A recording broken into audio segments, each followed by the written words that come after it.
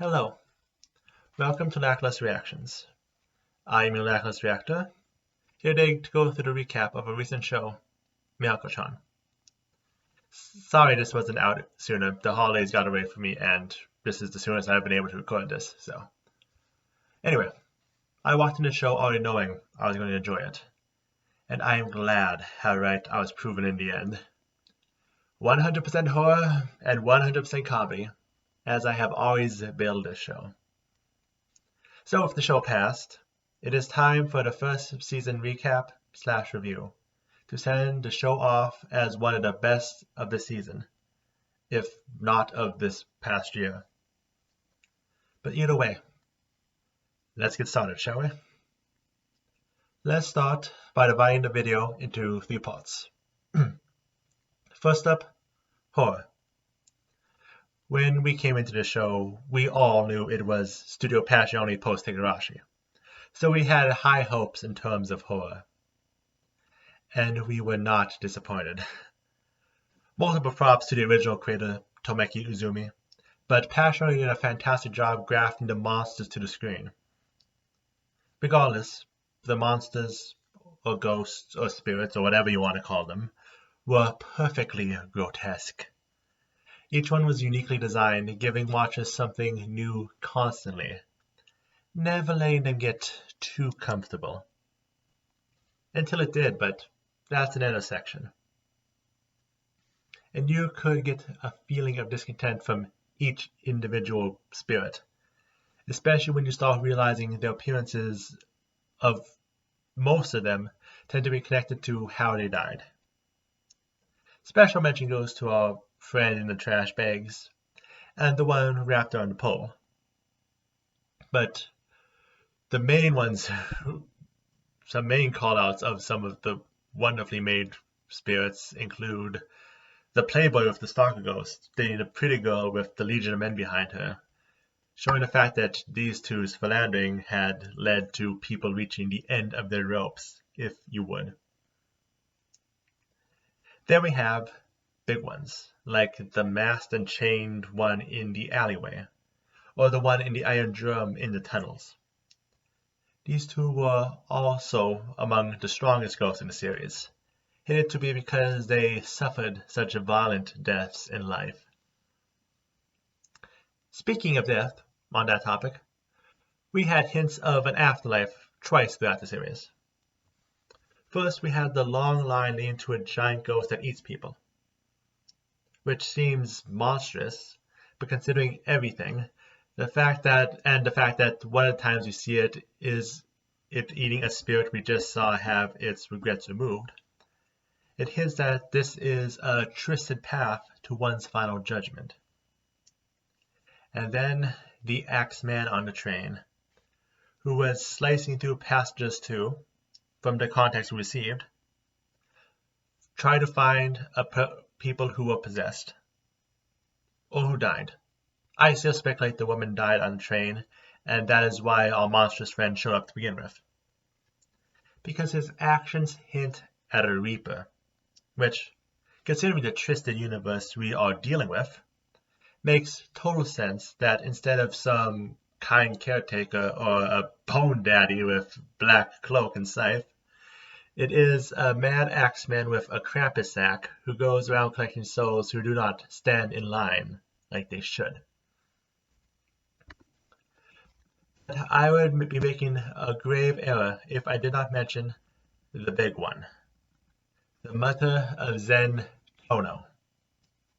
She was the most twisted, grotesque creature that we saw in the show, its powers being used to overwhelm Hana with her inexhaustible energy. And why is that? Not because of her death, but because she lived as a monster. One willing to scar her son through gaslighting, killing cats, and continuing to do so after she was already in the grave for her own selfish reasons. Just thinking of Tono spending years with that thing, constantly tormented, and then it dies and continues to do so regardless. That is what makes this series so beautiful Yes, the monsters Miko faces have twisted designs, but appearance is one half of horror. It is only half of the horror. It is what everything means that not only makes one shiver, but at times break down in tears. But again, that's another section later. Though, of course, when we talk about horror, we unfortunately have to talk about the other thing that comes with horror. Just because horror ends up being 18 plus, many horror movies in the past have used that excuse to add in the other 18 plus. Which, I should mention, asexual. I do not care. But I cannot really do a complete review without mentioning the awkward angles. But on the other hand, I was raised on horror, so I am used to it by now, so let's do this briefly. This show did nothing to hide that it was definitely a booty show, with so many awkward lower angle shots at Miko. Though there were plenty of polish, I guess, for everyone, from the boob grabbing ghost early on, and we also have the changing room and bathroom scenes. Yes, just the same kind of generic, pointless fan service both horror fans and anime fans are probably used to by now. Or at least it was at first anyway. As we have gone into later arcs, we have been having to deal with this less and less. Which I think may have decreased the people who are watching the show as it went on, but I believe shows the fan service for what it truly was. A needless gimmick. And I do not mean this as an insult, but as a neutral term.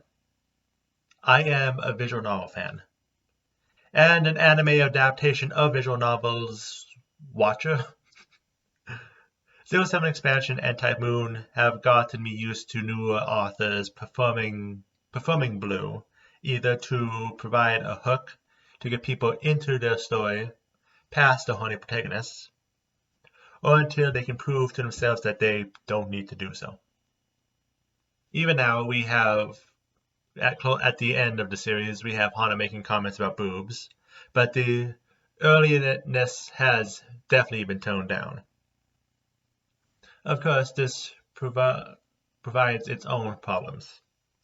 Heavy fan service in the beginning is going to push some viewers away, but cutting down on the fan service later on is also going to lead to viewer purges. However, it did not stop me from watching it, but I already knew about the cat and the pudding, so I had something to hold on to. Still going to endlessly praise the show, but I think the first and second episodes are going to turn off those who would enjoy this show the most. Of course, this show was 100% horror and 100% comedy. So, what is the best way to go through the comedy portions? Well, by looking at our three best girls, of course. Starting, the one we unfortunately get to see the least of, our resident mushroom girl, Yoria. Every single segment we had with her delighted me. We had a person who actually saw ghosts take on a Chinubio persona and try to prove she was special, when she could only see auras or vaguely see the monsters. It allowed her to see details that Miko was not able to, but the parts where she was delightfully unaware of what was going on were just... I already said delightful, but I'll say it again, delightful.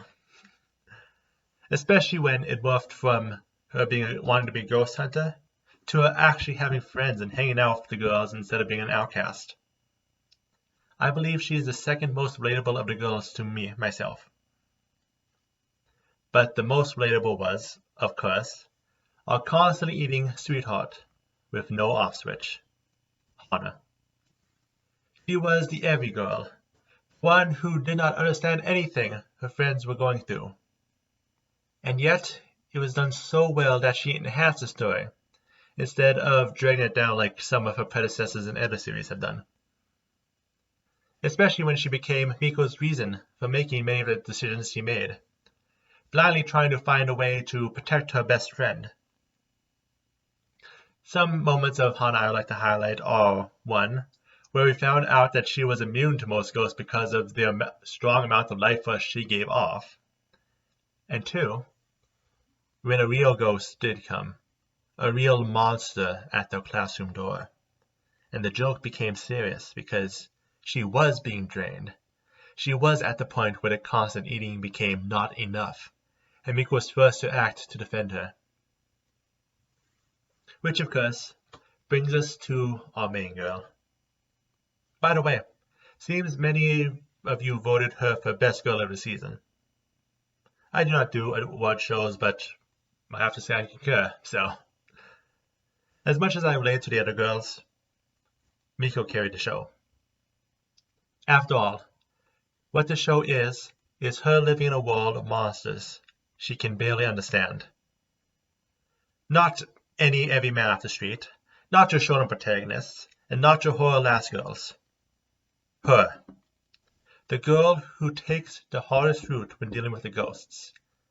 Not running away, not fighting them, not trying to help them move on, but to stone-faced ignore them. Yes, there are plenty of times she stood like a statue when she should have been moving to act naturally, but she manages to get out of most situations with some quick thinking and impressive control of her emotions. But again, what makes Miko Best Girl is not just what she does for the ghosts, it's what she does for Hana. There were many times, so many points where she could have just said that these ghosts are not actually hurting her. There was no reason not to just walk away and let Hana walk through it. However, constantly, when Hana's in trouble, Miko tries to do whatever she can to help her, even at times acknowledging the ghosts and having them almost attack her. Praise be the random evil shrine god. Mostly because Hana is in danger. Which of course leads to the last arc, but one step at a time. This show, as I said multiple times already, was truly 100% horror and 100% comedy. However, what made the show rise above others, the place where I first heard of the show, and why Miko and company do seem to be getting a lot of Best of Year awards from all of you fans out there, is what happens between the 2 points. Yes, there are 1,000 shows with monsters. Yes, there are 1,000 shows with cute girls. However, what makes the show truly shine is when the horror and comedy cross paths. And the end result was more. Let me just dump a heap of praise on our various scenes. So first, the place where most people originally probably heard of this show is the cats scene. It is perfectly done. We have various moments of the first 2 episodes where all of these monsters are appearing, the woman's changing room scene and groping ghost segment, and even the segment with the cat started out with another scare of the re-dead thing in the box with the cat. However, it used it beautifully to show a segment where the pretty guy was suspicious and the Yakuza-looking person showed he was one of the kindest people there who only loved cats a lot. A nice lesson not judging a book by its cover, which, by the way, became beautifully ironic when we get to hear Tono's story, showing how Miko had been judging an innocent man who, well, I can gush on that individually. Then we have the pudding scene. Just when viewers were beginning to think the cat segment had been a one-off, we had the build-up, starting with the first scene of the episode about Miko and how she mentioned she was not able to have her favorite pudding the year before. Then we have the entire segment with Miko, her family, and the monster at the breakfast table, which I would like to point out has the wonderful detail of us being outside Miko's head for the first monster up to that point. So the punchline of most because of the licking, most of Miko's reactions not being to the monster, but to the fact her dead father was sitting across the table from her, just kept quiet until it actually hit. especially since he had been there from the first episode, with the little detail of no one actually responding to what he was saying, only hitting you when you see his face in the family shrine. Then, while not as impactful, in my opinion, but still needing mention, is the old lady and her dead husband, which gave Miko a chance to help a woman with dementia return to the present by giving her the code to the last keepsake of her husband, through him doing everything he could to give her that code. Oh, and the fetus part with the miscarried sibling doing what it could to protect its unborn sibling and mother. Oh god, I'm going to start crying again. Sorry about that. And I haven't even gotten to the part that actually made me cry when I was watching it. Speaking of which, I'd be remiss if I did not go to our final arc and give it its due time. Well, again, even if they did not actually say it, we are given a callback to the first time Miko met Tono, where she judged him just because of the ghost cats. She did all she could to avoid him, both because of the cats and because of the mother, until she realized Hana is in danger. Then to save her, she takes a path she thinks will allow her to be rid of Tono, while still avoiding the spirits, which is to catch him in the act of holding a cat.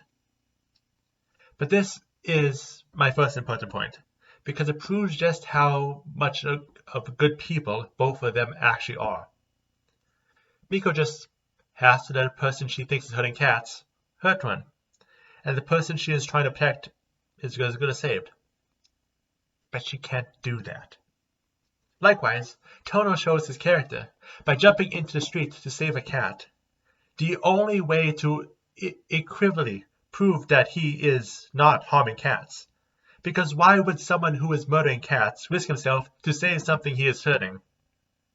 Again, unintentional callback to the first time of their meeting, but both of them prove themselves and who they are, not by appearances or words, but by clear actions, which I love.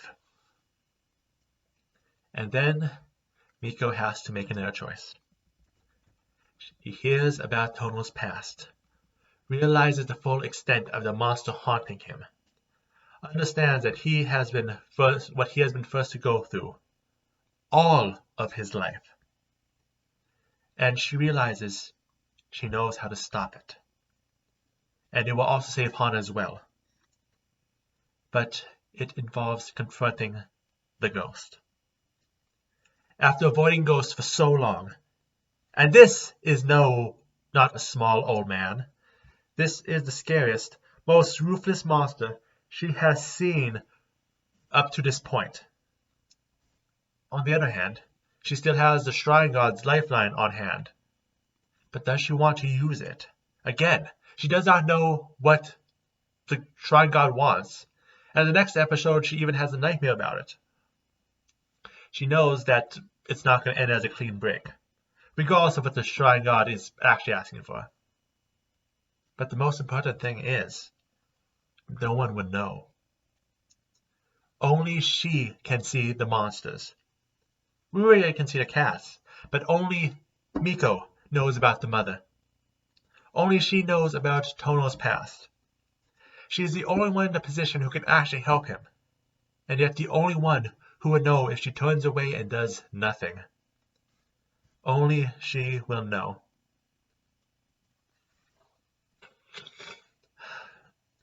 Which is why the moment she tells off the mom is so great.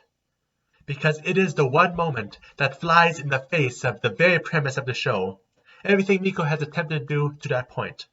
Probably every single survival instinct in her body. Looking that monster in the eye and telling her, I see you. I want you to stop hurting him. And she did not need to do that. But if she didn't, Tono would forever be unable to move on, literally haunted by the ghosts of his past. And Miko, despite the other two of our girls being more relatable to me, she is best girl because, Despite everything in the series to that point, she too chose to do the right thing when she did not need to. Oh God, was that the right thing to do? Before ending off, I would be remiss if I did not